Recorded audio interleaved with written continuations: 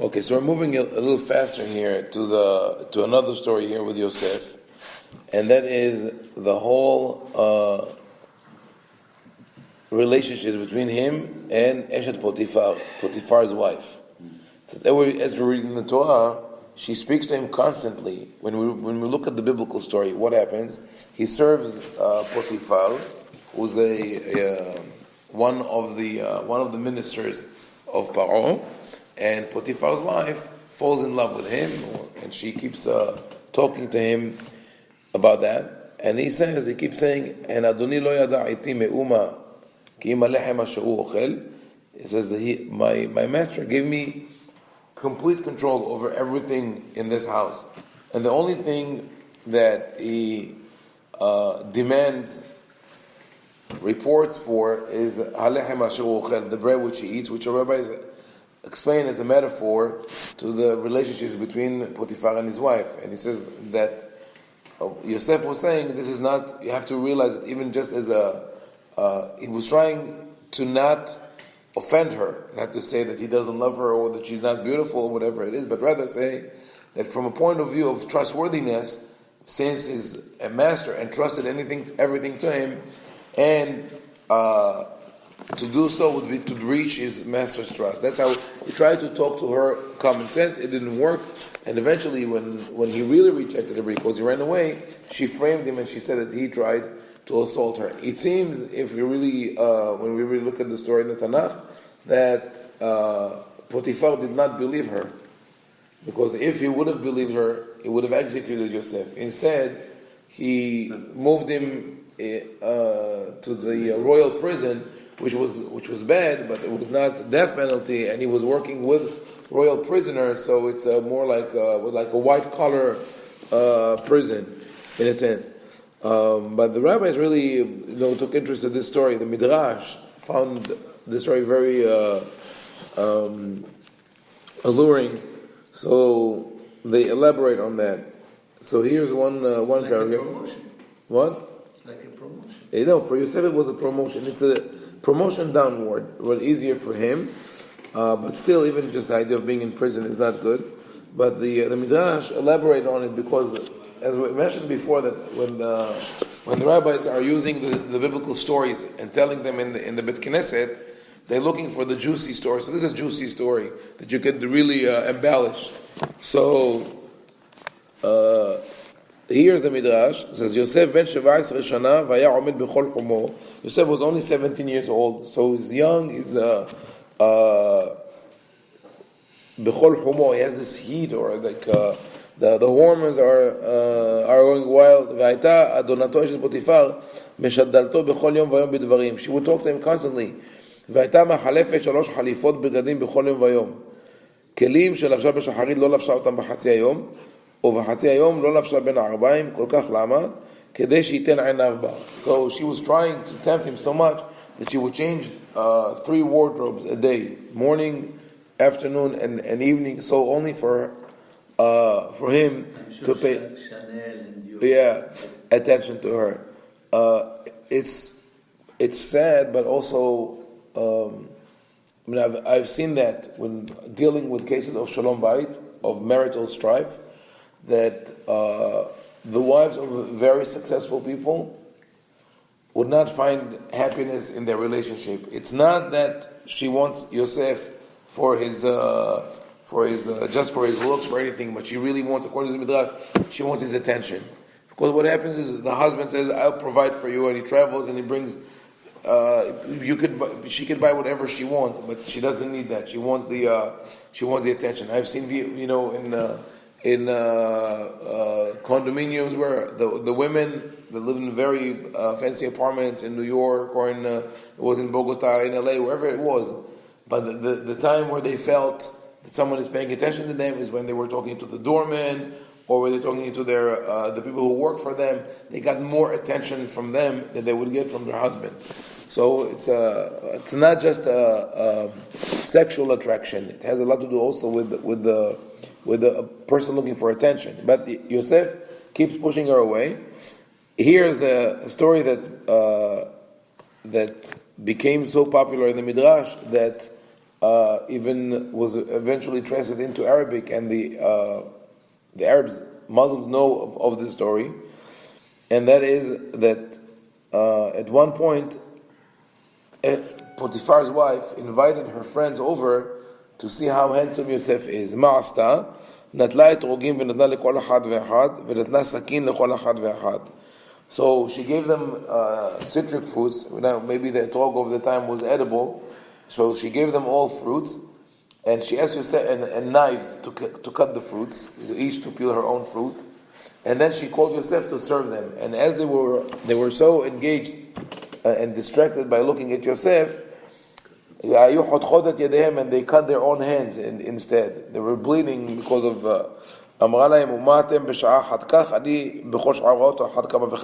you think it's difficult for you, I see him every day, I'm going crazy. So in Arabic, and this is in the Nahwi, in the Egyptian Arabic, the word for Yusuf, became a synonym for beauty. There's a line in one of the songs of Abdul Wahab, لَمَّا نَظَرْتُ يُسُوفُهُ, I saw her or his beauty. So they use the word Yusufuhu with the conjugation. Yusufuhu, his beauty. And it's interesting to think how in a culture like that, the story, a biblical story, becomes the phrase there. And here we have another interesting discussion. Matrona sha'ala et Rabbi Yosei. Matrona, matron, that is a Latin term, and is a woman who talks to Rabbi Yosei. And we have a lot of stories like that in the Gemara, where important women or men of the Roman nobility would speak with the rabbis and ask them questions. And that really reflects the situation in Israel, where and not only in Israel, also in Rome, because rabbis would travel back and forth. The Roman nobility was very interested in the Jewish culture. Unlike the Greeks were not interested. But when the Romans came over, the Romans were borrowers. Unlike the Greeks had the original culture, sort of like they developed their original culture. The Romans took over Greece and borrowed everything. They appropriated everything they had, and they renamed all their gods. They gave them Roman names. They took their culture. They copied their sculptures, etc., etc. And when they came to Israel, they started getting interested in what is it that the Jews had to offer. At a certain point, so many Romans converted to Judaism that there are estimates that the number of Jews in the known world was between 2% to 10% of the population. Imagine, this would mean today, even if you take only what is the known world today, would be hundreds of millions of people. So anyway, they are engaged in conversation and they ask questions about the Tanakh and about philosophy. So this lady asks Rabbi Yosef, she says, "Efshar Yosef ben 17 shana haya omed bechol chumo vaya oseh hadavar hazeh." She says, is it possible for Yosef, who's 17 years old, and with all of his desires and passion, that he would be able to control himself and not fall for Eshet Potiphar's wife? So what she was suggesting is, she says maybe the Torah does not tell us the whole story. Maybe the Torah is covering up for Yosef in order not to cast him in a negative light. הוציא לפניה ספר בראשית, והתחיל קורא לפניה מעשה ראובן ובלהה, מעשה יהודה ותמר. So the rabbi took out the book of Bereshit, and he started reading the story of Reuben and Bilhah, which we mentioned yesterday, that the Tanakh says Reuben went and slept with Bilhah in order to claim ownership and to show that he is his father's successor. The Yehuda and Tamar, what was the story with Yehuda and Tamar? Tamar was married to Yehuda's son, and he died. She married his second son as part of the law of Levirate, and he died also. And then Yehuda refused to give her to his third son, Shelah. So she went and she dressed as a harlot and enticed him and got pregnant from him. This is a terrible case. Terrible for her, more terrible for him. one of the patriarchs, the son of Yaakov, goes over the road to sleep with a harlot, and not only that, after the thing is done, he didn't have money to pay her, so he gave her a collateral. So now, about a month later, when he goes back home, he sends his friend to pay her. How embarrassing is this? At least if he needs to pay for those kind of services, let's go and do it discreetly. No, he sends a friend over, like it's fine. And so Rabbi Yosef says, Amar la ma elu shem gdolim uvirshut aviem lo chisa aleim hakatuv. Those two men, Reuven and Yehuda, who are already grown-ups, they were mature, and they were in the vicinity of their father, meaning they had to be ashamed, right, of doing such a thing, that when Yaakov can find out about this, and yet they did it, and lo kisa aleim hakatuv, the Torah doesn't cover up for them. This is in stark contradiction to the opinion of the Midrash that always tries to cast the biblical characters as impeccable, like they never did anything wrong. No, here it says, Reuven did wrong. Yehuda, what he did was wrong. And the Torah tells us that. Why? Because otherwise we will never learn. If we think that everybody in the Tanakh was perfect, then okay, they live on a different planet. Our world is not perfect. But the conclusion of Rabbi Yosef is Zeshu Katan uvirshut atzmo al had kama v'chama. Yosef was a minor, meaning the minor for Hachamim was up until 20. He's still a young man, and it was birshut atzmo. His father is not there. He could have done theoretically whatever he wanted. If he would have done it, the Torah would have told us.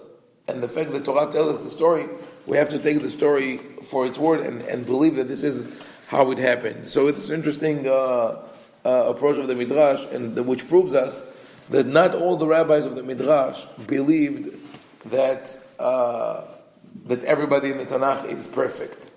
They saw what the Torah says and said, yeah, some people sinned. Why was it developed later on? The whole idea of Reuven did not sin, it was something else. Yehuda, what he did, how do you cover up for Yehuda? They say Yehuda didn't really want to do it, but Hashem sent an angel who pushed him to do it. So you clear him of responsibility. Why did they clear him of responsibility? Because of this ongoing dialogue with non-Jews, first with Romans, then with Christians, and they would ask questions. They felt some rabbis felt the need to clear the name of those biblical characters. Later on, when we keep moving, with the intercultural influences, there became for a while there was a difference. There was a split between Sephardic Jews and Ashkenazi Jews, because the Jews who lived in Europe and were influenced by Christianity, the way one of the things that they've learned from Christians is that the Pope and the leaders of the church are infallible. They cannot be held responsible for a sin because they never sin. They never do anything wrong. So for a Jewish leader to say, our leaders or our great protagonists from the Tanakh are flawed, it's a problem, because he will say, well, look, you see, the Pope is infallible, but your leader is. So they had to go in this direction. But in the commentaries of, especially in Sephardic commentaries, you'll find that they would rebuke, and even the forefathers when they thought they did something wrong. For example, you find Ramban saying, Rabbi Moshe ben Nachman, Abraham should not have gone to Egypt because of the famine. Rabbi Moshe ben Nachman also says that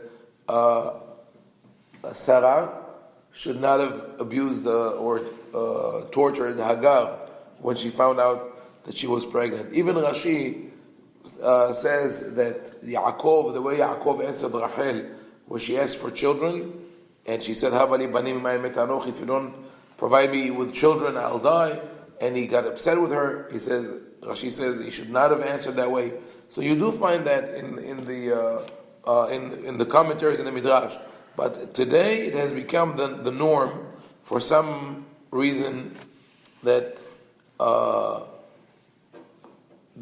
in Orthodox Judaism to adopt more the approach of everybody's perfect, everybody's impeccable and infallible, and they say even when you see something that let's say a character in the Tanakh was doing something bad, say it's only according to their level. I mean, like they say, if we lived at that time, we would be terrible. But at that level, it was much, much higher. But again, this is not what the Tanakh says. This is not what the Torah says. The Torah, I think the beauty of the Tanakh is that it is able to show us people with full disclosure, full honesty. We see their greatness and we see their flaws. We see Moshe as a great prophet, but he also can sometimes get angry and lose it. We see Aaron as a great leader, but he could also make a mistake and follow the voice of the people and do the golden calf. We see David as a great leader and the author of Tehillim, but he also could fall for a woman, Bathsheba. She did not try to entice him, but then follow it to even greater transgressions as kidnapping her, impregnating her, and sending her husband to die in order to cover for himself. So this is the greatness of the Torah. Because we see that, we say this is what we don't want to do, but we also learn that even a great person can fall, and even after the fall one can do teshuvah and go back to greatness. So this is a lesson that we have, this is highly applicable in everyday life, and wish everyone Chodesh Tov. Conclude here.